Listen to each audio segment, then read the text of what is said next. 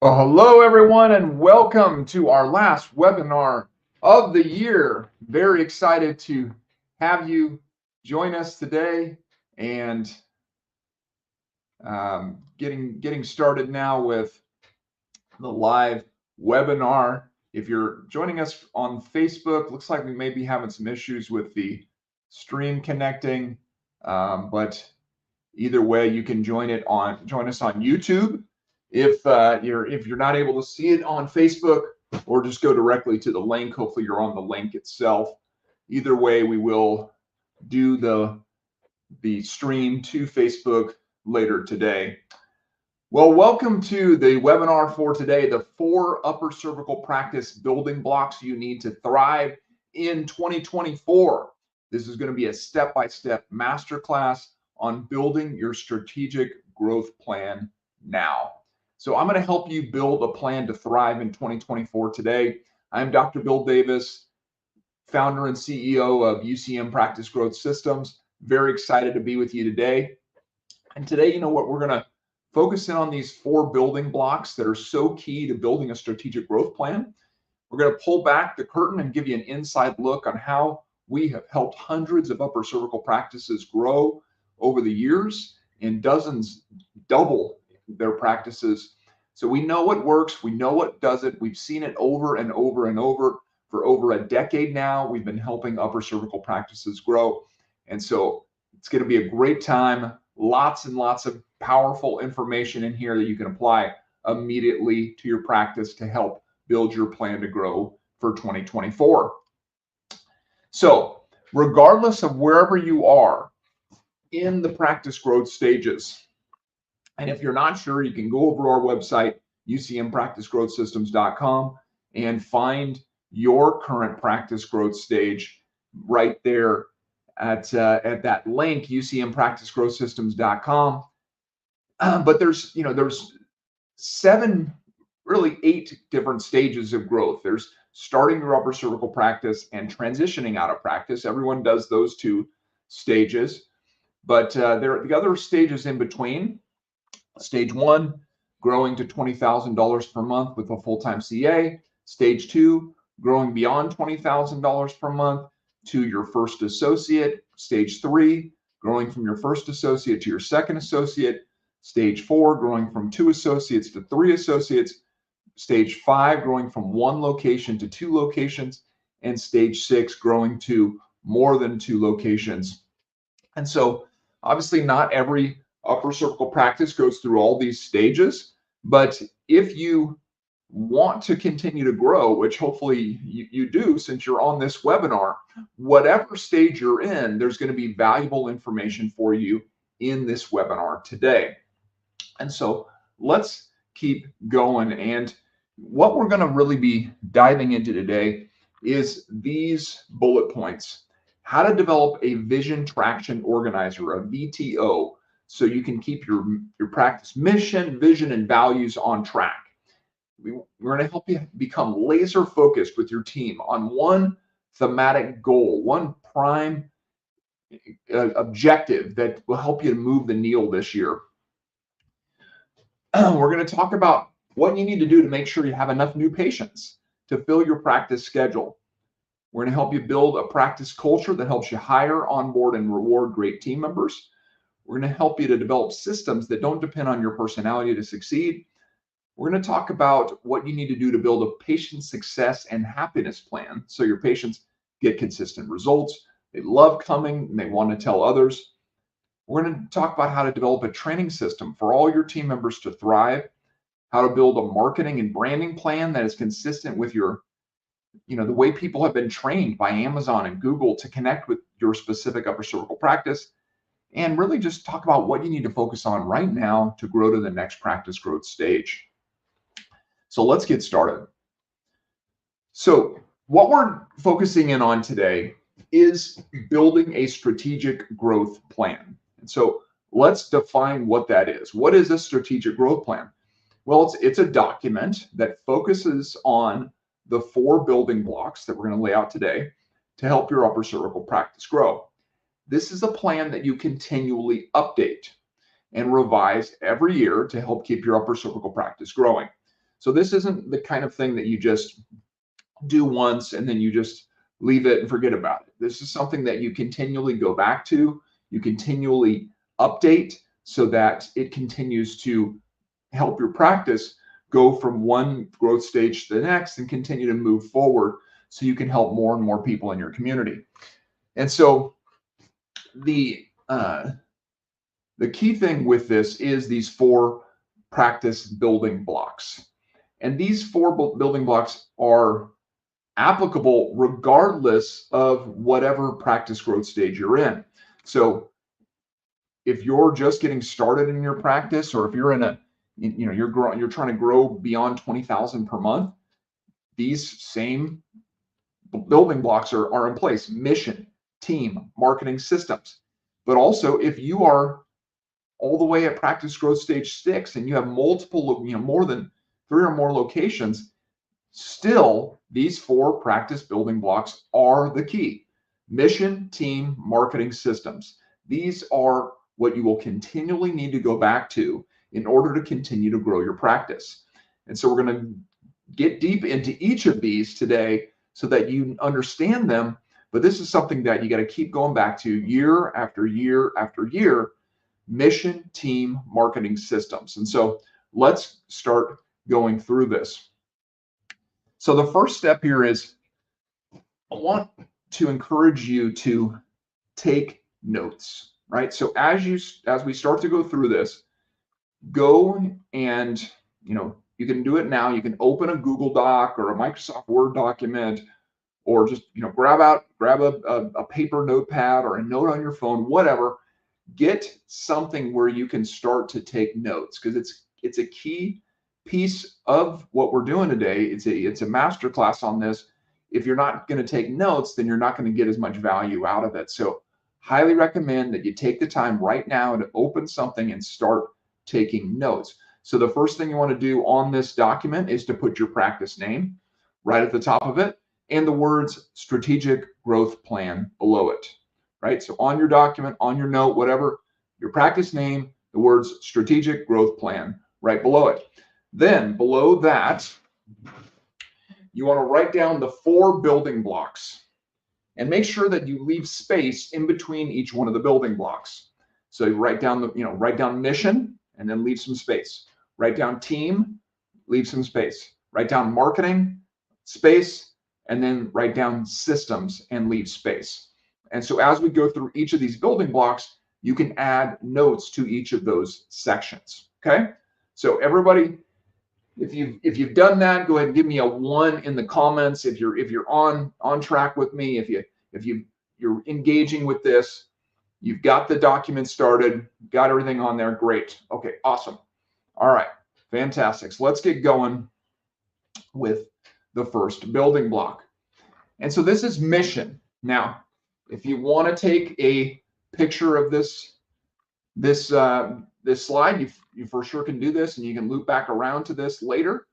But these are going to be the things we're going to talk about within the mission building block: mission, vision, values, vision traction organizer, quarterly planning meetings, weekly team meetings, a thematic goal or primary objective with defining objectives and key strategic indicators, and a SWOT analysis. So we're going to talk about all these things as part of this strategic growth plan.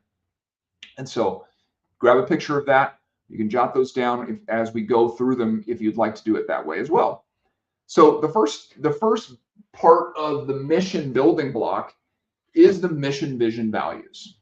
And this is something that we really flesh out extensively in our book. If you don't have the book, Upper Cervical Practice Mastery, Learn Success Secrets of the World's Top Upper Cervical Doctors, highly recommend you get the book. You can get a free digital copy over at the website, ucmpracticegrowthsystems.com.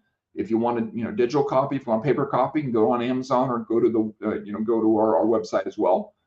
But in the book, we get deep into how to create a mission, what things you need to really look for to make sure you have a really strong practice crusade, rallying cry, your why behind your practice. We also get deep into creating a vivid vision, a preferred future for your practice. And we talk about creating core values, that DNA of your practice, that character of your practice, how you do things. And so if you don't already have that really spelled out within the practice, mission, vision, values, recommend you pick up the book, get deeper into that. If you already have that, then you can start to note that down in your mission section of your strategic growth plan, your mission, vision, values. And what you want to do is literally write those in there so that you have that right in that document, that it is either there or it's linked to it. That's, it's clear what your mission is, what your vision is, and what your core values are of your practice. The next step of the mission building block is to have a vision traction organizer. This is a fantastic tool. It's originally was created by EOS, the writers of the book Traction. If you've ever read that book, fantastic book. The EOS model. So we've modified this for upper cervical practices, and we've created a template that you can use. And so if you don't already have a VTO, a vision traction organizer, recommend you go over to the website, museumpracticegrowthsystems.com, go to resources, practice growth tools. You'll see it on that page. You can grab the vision traction organizer for free. It's a free resource that we're offering. And in that VTO, what you're going to do is, as you fill it out and put in your practice information and your core values and your purpose, your passion, your practice mission, your 10-year target, 3-year picture, your marketing strategy, right? All of those kinds of things are going to be in that VTO, and this is going to be a really useful document for you going forward. We'll talk about this document more as we go through this webinar today. And so just make a note, make sure you go grab that VTO later. You don't have to do it right now, but you can grab it, or even, if you're watching this on the replay, pause it, go grab that VTO, and that's going to help you in a lot of ways with your strategic plan going forward as well. So another big part of the mission building block is making sure that you're having effective meetings. Meetings can either be a complete waste of time or they can be an essential part of your practice. There's 3 types of meetings that we highly, highly recommend for upper cervical practices. One is the weekly team meeting, right? Some people call this a staff meeting. I like team meeting. I like the word team to me is more effective and powerful. But weekly team meetings are really, really an important part of an upper cervical practice. We do have a resource on that as well if you want to grab that our meeting resource kit. And it actually breaks down how to do all these meetings. That same page on the website, that resources page, you can get that meeting resource kit. We talk about specifically how to do like a level 10 meeting, weekly team meeting, how to do quarterly planning meetings, and an annual planning meeting. So the annual planning meeting, though, is what I'm going to focus in on right now, because this is really when you get deep into your strategic growth plan. As I said, you want to update it throughout the year, but in that annual planning meeting, this is when you go to your vision traction organizer. This is when you set your thematic goal, which we're going to talk about here in a minute. That thematic goal is a key piece of really moving the needle for you in 2024, is setting a really solid one. And so your practice thematic goal, or primary objective, you can think of it as, it's a 6 to 9 month practice focus, right? So the idea behind this is, when you have different members of your team, everyone has different priorities, different things that they are focusing on, different things that they think are important for their job. But you, as the practice leader, you need to try to get everybody on the team rowing in the same direction, right? You got to have everybody playing on the same team, going in the same direction. And the best way to do that is to get everybody to rally behind one big goal, one goal that you're going to focus on for, a 6 to 9 month period. And this, it can be a variety of different things. It's really what you want to look at with your practice and see what is the area of the practice right now that is the weakest. What is the area where we feel like we could make the biggest impact, and then focus in on that. It may be retention, it may be referrals, it may be new patients. It could be a lot of different things. And you want to make sure that it's something that is very, very important to the practice and something everybody can rally behind. And then once you set that primary objective, you want to have some defining objectives, which is really a way of defining what it looks like to accomplish that. And then some key strategic indicators, which are metrics that are associated with the objectives. And so I'm going to give you an example here to help you better understand. So I'm actually going to show you what our UCM thematic goal is for the beginning of 2024. And so this is our primary objective here, is to retain 100% of our system clients. We found that this is the best way right now that we can move the needle within our business, is retaining our clients, keeping our clients. And in order to do that, we've defined 5 different objectives, 5 different things that are associated with retention of our clients that we're focusing in on, right? And so for us, that's an excited team, that's increased client trust and relationships, that's improved client results, that's increased client perception of UCM as practice growth experts, and that's improved UCM process documentation and execution. And then we've created key strategic indicators, which are metrics that we look in on a weekly basis in our meetings, monthly basis, and so forth, that are all associated with these different defining objectives, like team member happiness score and retention results and new patient opportunities created, and different kind of metrics that we've measured, percentage of documentation completed, these types of things. So we have numbers behind what we're looking to accomplish. And so what you want to do is do something similar for your practice. You want to have a primary objective, a big goal, something that you can all focus on as a team. Then you want defining objectives, things that you can then define, like, okay, if these 5 things were true, then this would make it so that our goal would be met, right? So for us, if we have an excited team, if we have a strong client trust and relationships, client results, so forth, then our chance of having 100% retention is much, much higher. So that's what you want to look at. You want to look at what are those objectives, those defining objectives, and then you want to find metrics that are associated with each of those objectives as best you possibly can. And so that is a really, really powerful part of this, and something, again, you want to write down in your mission section, is to find that primary objective that you and your team can focus on to start 2024. The last part of the mission section of your strategic growth plan, recommend doing a SWOT analysis. And this is something that large corporations do, and all the way down to small businesses. And it's basically looking at the strengths, the weaknesses, the opportunities, and the threats for your practice, right? So what are those things that come to your mind and your team's mind when you think of the strengths of your practice? What are the things that are the best about your practice? Write those things down. What are the weaknesses? What are those things that, these are areas we really need to improve, right? What are the opportunities? What are those things that, if I feel like this is an underused part of our practice. This is an underused aspect of our practice, right? This is an underused aspect of how we're serving our community. And then what are the threats to our practice, right? What are the issues that are either internal or external that could be threatening the success of our practice? So that's a SWOT analysis, doing that: strengths, weaknesses, opportunities, and threats. Okay.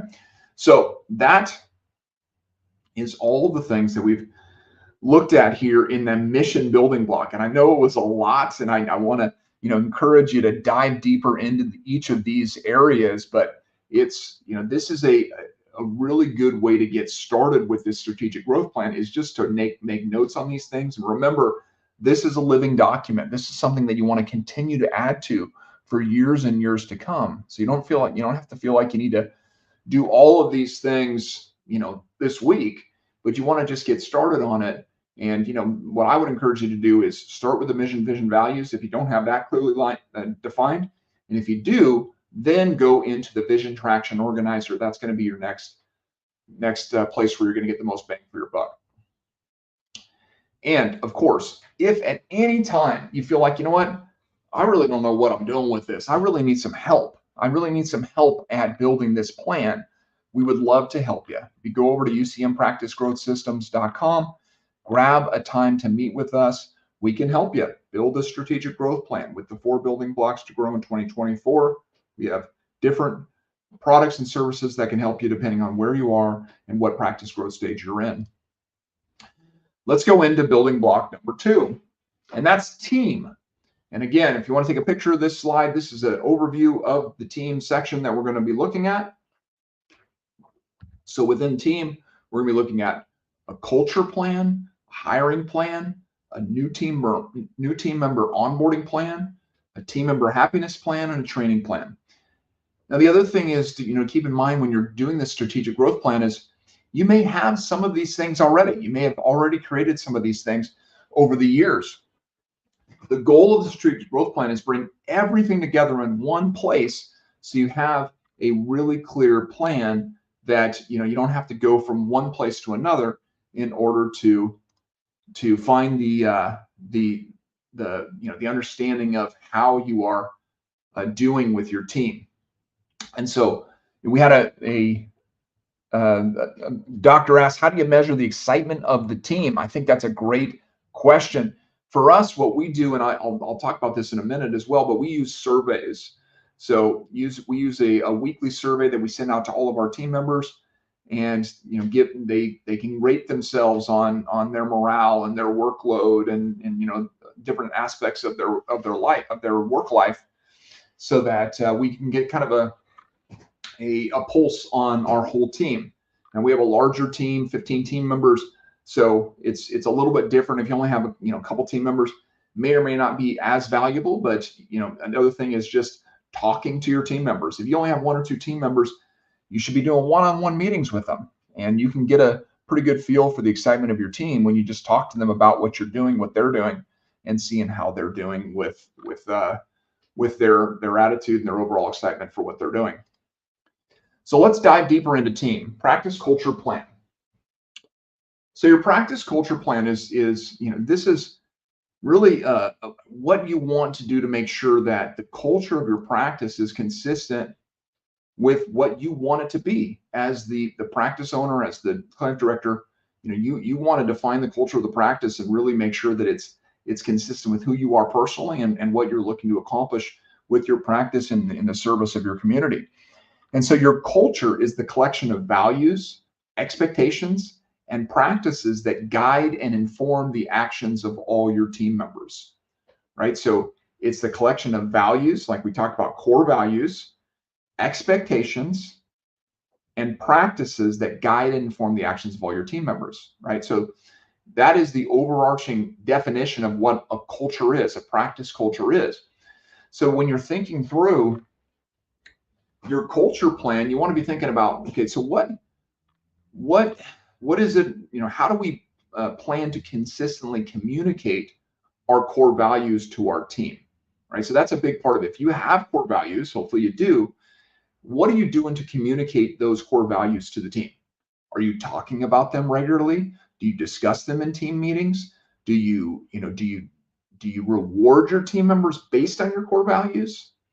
Right? So that's a big one. Like, are you, hey, this is a great example of you living out this core value. When you did this the other day with, Mrs. Smith, this is a great example of you living out that core value in your daily work, right? You want to reward, you want to appreciate, you want to recognize when your team members are doing the core values that you want them to do. Expectations, and the other part of that culture definition, right? How do you set expectations for your team members, right? So one of the things that we highly recommend is when you are hiring a team member is to create a position agreement, meaning a key results areas, KRAs, and KPIs for the position so that they have a clear expectation of what you expect for them to do and what results look like and what the target is and how they can hit it. And then making sure that you're holding them accountable to those expectations. And the way that we recommend doing that is using a job scorecard, which is a really, really good tool of where you bring some of those key measurables to the surface and look at that on a monthly basis with that team member. So you can say, you know what, hey, we're hitting the mark here. We need to improve here. This one we're way off on. we got to make sure we're consistently looking at these things so we have a high degree of a transparency and accountability with every team member. And so if you don't have position agreement, job scorecard in place right now with your team, again, you can pick those up at our website, ucmpracticegrowthsystems.com. We have those within our free resources section as well, both the position agreements and also job scorecard templates for you to use. And then lastly is, the practices of the practice, right? The systems. Are those documented consistently? We're going to talk more about that later. Another part of the team building block is making sure that you have a hiring plan in place, right? So a lot of times hiring within an upper cervical practice is very urgent, right? Meaning like, okay, we just found out that our CA is leaving and she's going to be gone in a week. Let's figure out how to get somebody else in there as quickly as possible, right? So what I would like to encourage you to do is create a hiring plan before you need it, right? So starting now, if you have a fully staffed team, fantastic. Think about what you need to do in order to hire well next time, right? Because you never know when your team is going to need to be grown or replaced. And so making sure that you have a plan in place to add an additional team member is really, really important. And so you want to think through, the process, right? So for us, we create a position agreement, we create a job scorecard, a job description for every position within our team. We ask our current team members for referrals. This can be a really good one, especially if you have a really good team member. Sometimes they have friends and people that they know who are really good, who would be really good team members as well. You want to post the position on one or more job boards or hiring services. This is something we do: receive and review applications, conduct interviews, have candidates complete a test run, conduct those final interviews, send team members, the paperwork that you need. And if they accept the offer, then have them begin the new team member onboarding process, which we'll talk about more in a minute. But so this is building a hiring plan. This is something that encourage all upper cervical practices to do, is to have a plan in place of what you're going to do, because you want your team members to thrive in their positions, right? They are a huge, huge part of your success in your practice, is having strong people. And so you want to make sure that you have a plan in place to replace someone when you need to. And as I mentioned, job scorecards, you can get this over at the website. You can pick up that job scorecard template. And also there's position agreement templates and all these types of things we've talked about. Along with the hiring plan, you also want to have a new team member onboarding plan. So this is, again, part of that building block. That team building block is having a plan for how you're going to take someone from brand new in your practice, a new team member just started today, to 90 days from now, somebody that is fantastic, is doing an incredible job, is helping to grow your practice, is connected with your patients, and is really serving well. And so a team member, you want to have that, a clear onboarding and training plan, right? So over a 90-day period, this may include books that you want them to listen to or read during their work hours to change their mindset, prepare them for success. Many people who you may hire, they may not have ever learned things about attitude or about goal setting or about different things like that are key to success in life. And so you never assume that someone knows what you know. And so you want to make sure that you have a plan in place to train them, encourage them, help them to develop those skills. You also want to have them go through some culture specific training. Again, your core values. You want to make sure that you have, that you teach them about your core values, that you have specific plan in place on how they can learn what it looks like to live out those core values with your team. You also want to have some upper cervical chiropractic industry specific training, right? You want to make sure that you teach them about upper cervical, that you get them under care so they experience what it's like to be a new patient, walk them through that process, give them an understanding of the philosophy of upper cervical, of how it's different, how it's unique, how it's specific, right? Make sure that you are creating in them an advocate, right? You want them to be an advocate for the team, an advocate for the practice, an advocate for upper cervical in general. And then, of course, some position specific training, right? If there's someone who's going to be answering the phone, you want to make sure you give them extensive training on answering the phone effectively, right? That new patient phone call is crucial. So, and then just making sure that you continue to think this through. That new team member onboarding plan, typically it's about 90 days. But after they go through that 90 days doesn't mean they're done with being developed as a team member, right? So making sure that you're thinking through, all right, what else can we do? How can we continue to encourage our team members to grow through training materials and books and podcasts and conferences and different things that we can do to continue to grow our team. Another part of the team building block is a team member happiness plan. So you want to set clear expectations when hiring team members, as we talked about, through a position agreement, offer letter, job scorecard. Utilize those job scorecards, meet with your team on a weekly basis, elicit feedback. This is going back to what one of the doctors on this call asked, is you want to make sure that you're connected with your team so you understand how excited they are about what you're doing.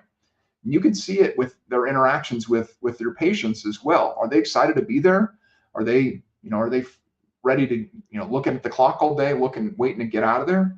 Or are they excited to be there and excited to pour in and excited about your mission? You also want to make sure that you have a good paid time off policy, right? You want to make sure that your team members can recharge and get that vacation time, get that sick time when they need it. And then making sure that your team members are encouraged and rewarded according to your core values. We use team member of the month, team member of the year awards, those types of things may or may not be applicable. If you only have one CA, it wouldn't make sense. But if you have a larger team, then team member of the month, team member of the year could be a good way to recognize when someone is doing, living out your core values. You also want to recognize, team member birthdays, anniversaries, living out your core values, and tie your company performance to your bonuses as much as you can so that all team members will benefit when the company grows, right? And then making sure you have a clearly defined accountability chart. Again, this is depending on the size of the team. If you got a larger team, make sure that you have a clearly lined up who reports to who and how those people are going to coach the people that they are leading. And then lastly, within the team building block is having a training plan, right? Weekly training on practice systems, role playing, listening to new patient phone calls. This is all part of making sure that your team is consistently trained to deliver the result you're looking for. So again, the team building block, culture plan, hiring plan, new team member onboarding plan, team member happiness plan, and training plan. These are all part of that strategic growth plan, that building block that is so important. And again, if you need help with this, we are here to help you. Building block number 3 is marketing. Marketing, right? So within marketing, we're going to talk about 3 things: a branding plan, a marketing plan, and a patient success and happiness plan. So take a picture of that if you want. That is going to be the things we're going to discuss during our marketing building block. The branding plan. So this is how upper cervical specialists, they need to set themselves apart from general chiropractors as the unique, precise, specific, and gentle service that you provide, right? You want to focus on the upper cervical difference, focus on condition-specific branding, right? Focus on the fact that you can help people that other people can't help. Focus on, holding is healing, philosophy, the uniqueness of the practice. You don't get adjusted every time you come here. There's no popping, cracking, twisting the spine. Now, if you're if you're a client of ours, if you're a UCM client, we do this for you. We help to build out your brand, right? So we have a very clear strategy on this. For 10 years, we've been setting upper cervical specialists apart as unique specialists that they are. But if you're not with us as a client yet, then I highly recommend you think this through, both online and offline, so that you are consistently communicating what you're about as a practice. The other part is marketing. Right? Buying behavior has dramatically changed in the past 10 to 15 years, right? Due to the rise of Amazon, Google, social media, and so forth, new patients are much more well researched and know a lot more about you and your practice before they ever call you, right? Some research has shown that as much as 80% of the sales decision is made before a new patient phone call. 80%, right? So it is absolutely crucial that you are thinking through your online presence, right? So for 10 years, we've been helping doctors with this as well, making sure that everywhere someone is online, they see a consistent message. They are consistently seeing a trust, credibility, and likability, right? That's what we have. That's what we help our doctors have online. If you search in our doctors' areas, they're going to get a consistent message when it comes to branding and marketing for our doctors. And you want to make sure you have the same. You also want to make sure you have new patient generating and conversion systems, right? You have systems to consistently generate leads, right? Do you have consistent systems to consistently generate and convert leads, right? Internal, external, and digital new patient generating strategies. Do you have all three of those in place? If you don't have internal, external, and digital new patient strategies, talk to us. We can help you with that. You want to make sure you're filling your schedule consistently. If your schedule is not full, then you want to look back at those and make sure that all three of those are checked. You want to make sure you also have a well-trained team, because you can get as many leads as you want, but if your team is not handling those leads effectively, then you're going to lose a ton of them, right? A well-trained team within our system, doctors that are working with our systems, a well-trained team can convert as many as 90% of leads into new patients. I had a client just last month. They had 15 new patients generated through our system. They converted 14 of those to closed care plans, right? That is a well-trained team. So you want to make sure that you're doing your team training, you have those effective meetings, you're clearly going through that on a regular basis. You also want to make sure you have clearly defined systems for the entire new patient journey and existing patient journey, right? So that it's clearly laid out. We'll talk more about that in that building block.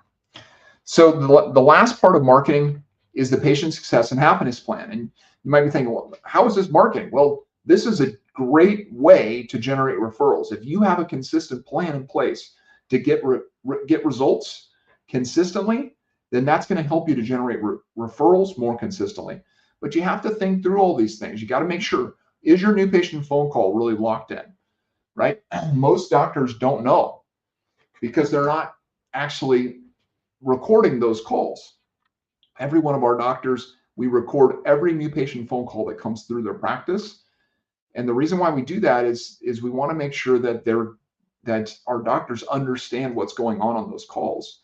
Because frequently docs that we talk to, they just don't want to know. They're like, oh, I hope it's going well. I hope they're handling those calls well. But when you actually listen to those calls and you're like, wow, this is not at all what I want it to be. This is a mess. I got to work on this, right? It gives you some real an eye opener to really dive into that new patient phone call and make it so that it works and that it's effective and it's being used in a way that's actually going to convert leads into new patients. The other part of that patient success and happiness plan is once you get them actually scheduled, which if the new patient phone call is not right, nothing else matters because the door's closed. But if the new patient phone call is good, then the next thing to be thinking through is, once they actually come into the practice, their consultation, the exam, the imaging report, all of that, is that dialed in? Do you have a care plan? Are you giving people a clear picture of what it's going to look like to get them to where they want to go as a patient? Are you doing progress exams, right? Do you have check-ins with them on 10 to 12 visits into care and so forth, in order to make sure that you're repeating objective tests and you're actually looking into things to see if they have subjectively improved as well? And do you have a patient education system? Do you have a way that you can consistently communicate what you do about upper cervical, just like we talk about with team members. You want to make sure that they're educated. Your team, your patients need to be advocates as well. And if you don't have a clear education system that overarch every aspect of your patient success and happiness plan, then you're not going to have those advocates within your practice. So thinking through this is huge when it comes to your marketing. So marketing, again, branding plan, marketing plan, and patient success and happiness plan are three big parts of this building block. All right, last building block is systems. Our last building block is systems. And so again, take a picture of this if you want to. The systems you want to be looking at within your strategic growth plan is a sales process plan, an operational excellence plan, and a financial stewardship plan. Okay, so let's look at each of these. First one is the sales process plan. And I'm going to call it a sales process plan because that's what it is. A sales process is taking someone who is a lead and turning them into a person who is paying for a service, right? And that's what you do in your upper cervical practice. Is when someone first calls the practice, whether they're a referral, they're a lead from digital marketing, external marketing, whatever you're doing, when they are first talking to your practice, that is the beginning of the sales process. And as I said, as much as 70 to 80% of the decision has already been made by that point, based on how effective you are portraying yourself online. But once they call the practice, do you have a checklist for them? Do they walk through exactly what they should be doing with every new patient phone call? And then once you get them into the practice, once they actually come to the practice, have you thought through the first visit impression? Is there systems in place? Do you have a checklist for that? Do they know what they should do with every new patient? Do they have a clear understanding of what they should be doing? How about the consultation? Is that systematized? Is that based completely on your personality, or could you pass that on to an associate or anyone else and they could do that same consultation because you have a clear checklist and milestones of what needs to be accomplished during a consultation? Same thing for an examination, your imaging, your report of findings, and your care plan presentation. All of that should be systematized so that anyone can pick it up and they don't have to rely on your personality in order for it to succeed. And I want to give you another great tool here we have over at the website, New Patient Phone Call Checklist. If you don't have this, God, you need to get it. This is something that it can make a huge difference in your practice if your CAs are following this when they are doing your new patient phone call.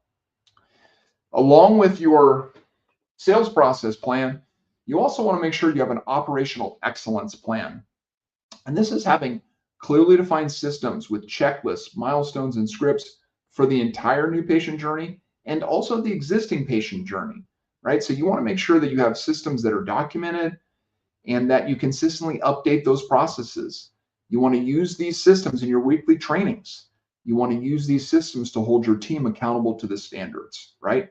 So this is what we've been talking about, is making sure that your culture is reflective of what you want it to be. Systems is a huge part of that, so that your patients get a consistent result when they come to your practice. New patients get a consistent result. Everyone gets a consistent result so that you can have a consistently successful patient outcomes. And then lastly is a financial stewardship plan. So, when it comes to any business, it's not about how much you make, it's about how much you can keep from how much you make. And so you want to make sure that you have thought through some of these aspects of the finances of the practice, right? So a big one is just making sure that you have weekly bookkeeping that's being done. This is one of the first things you should outsource in a practice, is bookkeeping, so that you can have a pulse on what's happening with the practice's finances. I recommend weekly bookkeeping is the best way for someone, for you to have that picture. And also you want to constantly be looking for ways to minimize expenses and maximize profit. And you do this by evaluating your profit and loss statement. If you don't know how to, understand your profit and loss statement, you need to learn. As a business owner, you have to understand it. You have to understand what it's about so that you can look for expenses that can be eliminated and look for other opportunities to grow. You also want to make sure you're doing tax planning and preparation so you can minimize tax liability. I don't know about you, but I want to pay as little taxes as I possibly can to our government. I know that I can spend the money better than they can, so I want to minimize my tax liability. And so thinking through your tax planning, your preparation is a big part of that. Using a CPA to help you with that is important. And then doing yearly budgeting and monthly budget updates and discussions to make sure you're properly planning and preparing for expenses, right? So this time of year is a great time to be looking at your budget for 2024, looking at when you're going to have different expenses that may come up, yearly expenses, those types of things. And then we also recommend utilizing the profit first system. This is something that we utilize within our business, something we talk about in the book. Again, that you have a variety of different business accounts that you separate money into, separate accounts for taxes, for owner's compensation, for profit, etc. And then lastly is making sure you're tracking your expenses. So frequently we talk to doctors and they're not sure what their overhead is. And especially as the practice grows, you want to make sure that your ratios are being properly maintained as you grow. Very frequently we'll hear of doctors who, their practice grows, their revenues, their collections are growing, but their overhead is growing even more. And so they're actually making less as their top line revenue is higher, but their profit is lower. And so you want to keep your overhead 50% or less. And again, if you don't track it, if you don't know what your expenses are, don't have bookkeeping, don't have ways of looking at that, then a lot of times you're missing out on even knowing what you're actually making. So all of these things, sales process plan, operational excellence plan, financial stewardship plan, this is all part of systems. It's part of making sure that your practice is systematized. And so looking at these 4 building blocks, once again, mission, team, marketing, systems. Think these through. Which are the ones where you feel like you're the weakest in? Which is the one that you're the strongest in? You can prioritize those in your own mind to really be focusing on in 2024 to start moving the needle. The stronger you are in mission, usually the more passionate the practice is, the more passionate the doctor is, the mission will be front and center. The team, the marketing, the systems, those are the ones that really help doctors go from the lower practice growth stages to the higher ones. The more that you can have that strong team, those strong systems, that strong marketing. And so making sure that all of these building blocks are checked, that you're consistently looking back at these. And if you need help, we are here for you. Grab a free practice acceleration session. If you're not a current UCM client, become one. Go over to UCMPracticeGrowthSystems.com. We can help you build that strategic growth plan. We can look at those 4 building blocks to grow in 2024. Our practice growth sessions, our practice growth systems are all ways to help you grow. And so thank you so much for being part of this webinar. Go over to UCMPracticeGrowthSystems.com, get that practice growth session, get that acceleration session so we can help you grow in 2024. Thank you for all you do, Doc. And as always, go team upper cervical.